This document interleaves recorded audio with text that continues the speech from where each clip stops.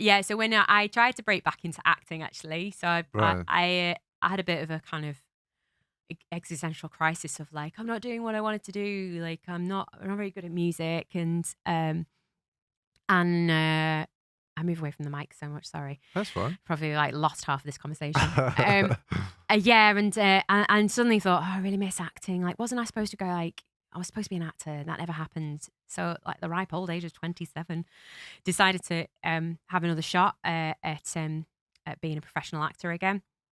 And you have to have a unique identity as an actor when Right. you go on like an online CV form called Spotlight, Spotlight for Actors, and there can't be more than one.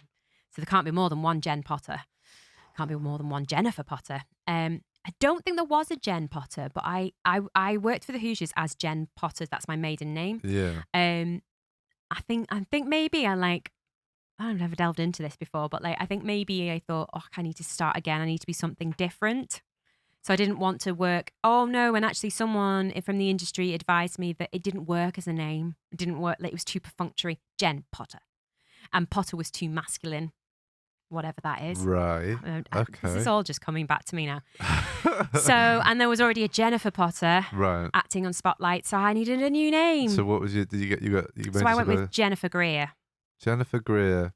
It's a bit more floral, I Yeah. guess. But So I operated as that, and then I started teaching an acting school, and I decided to continue operating as that. And so when I joined up with my friends, we used both names and stuff. It worked at the time, and then honestly, when I met my husband and asked me to marry him, I was really grateful to just get rid of all the names and just start over.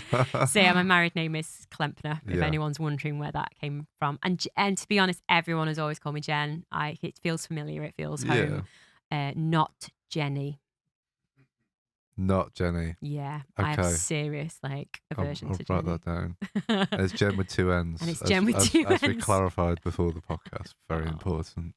Very important. Damn you, 16-year-old me. Yeah.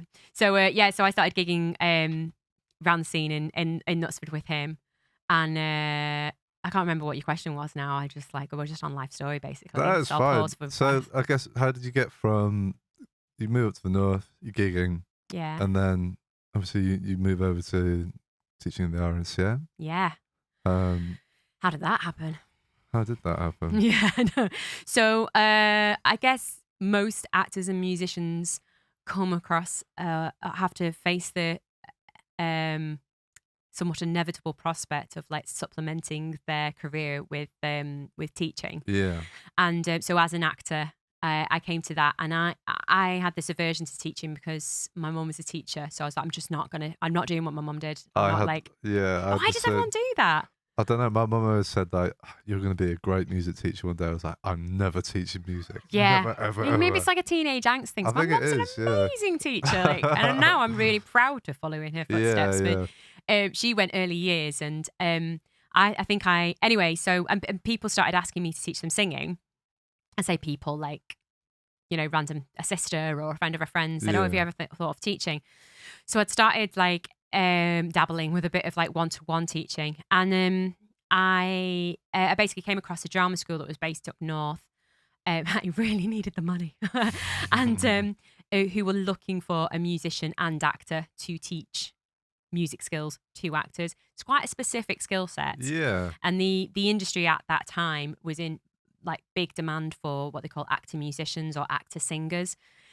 And generally, in my experience, you have two types of actors. You have like professional level singer actors who go into musical theatre. Yeah. Or you have actors who can't sing, won't sing. You're not making me, not doing it. Oof. And the drama school that I worked for didn't attract musical theatre actors. It was straight screen stage actors. Right. So anyway, I went for that job basically to supplement income. Sorry, guys.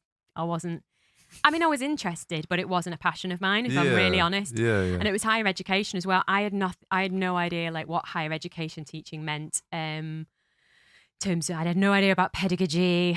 I had no idea how to do a scheme of work or a lesson plan or anything really. I just had a little bit of one-to-one teaching, and I'd got into doing some stage school teaching as well to littlies. And I knew that I was really interested in teaching adults, just because I felt like you could be more yourself at that level. And also they're more engaged with what you're doing. Because like if you're teaching like younger children and stuff, they're not necessarily there because they want to be. Yeah. Do you know what I mean? I struggled with that actually. Yeah. I think I'm quite a passionate person, so it was easier for me to like share passion, and share skills on a kind of like and which is what I see myself now as a teacher, less of a teacher and more of a collaborator and a facilitator, and it's like a sharing of skills. So yeah, I was really fortunate to get the job, and I had a master's degree at a well-known institution. I went to Royal Academy of Dramatic Art. So yeah, it ticked the boxes to get me that job. Right. But when I set about it and I was 27, I was really green. And I think I had in mind that a teacher was someone who had to stand up in front of a group of people and be better. And there might be people listening to you going, well, yeah, obviously, duh. And then show them how much they knew and make sure that they could hand on that knowledge, and then it be quantifiable. Like you could assess quantifiably that they then knew that stuff. And it's way more than that. And it's way more arduous. And somewhere along the line of I got married that first year that I was teaching, and carried on gigging, and actually gave up acting. And it was when I got married. And acting is a different industry, in the sense that you don't get jobs through reputation, really, not acting jobs anyway. Right. And you're also held up to a list of kind of credentials, but also like a pool of like types of casting types. Right. And casting is it's pretty brutal. So I guess I realized that I was in this massive pool of like average height, slim, brunette, vaguely whatever you're going to call like me. I was in a massive pool. So I didn't have a niche. Okay. Like I didn't have tattoos and piercings at the time. And actually that was like frowned upon because you then really like putting yourself in a small category. But in order to get jobs in that pool and for the age bracket, you needed something to stand out about you. And you needed to make massive sacrifices. You needed to be prepared to go to auditions at a drop of a hat. So you'd drop your paid job, and I guess with the responsibility of getting married, and it was not just me anymore. And I think my husband turned around one day, and I was talking to him about it and saying that I'm just not sure if I want to do this anymore. And he's like, no, you are great at this, like really championing me. This is your dream, like you love it so much. And he said, like, if the National Theatre turned around to you tomorrow and offered you, Ophelia for 6 months on the national stage and stuff, you'd do it. You'd totally do it. I just went, no, I wouldn't.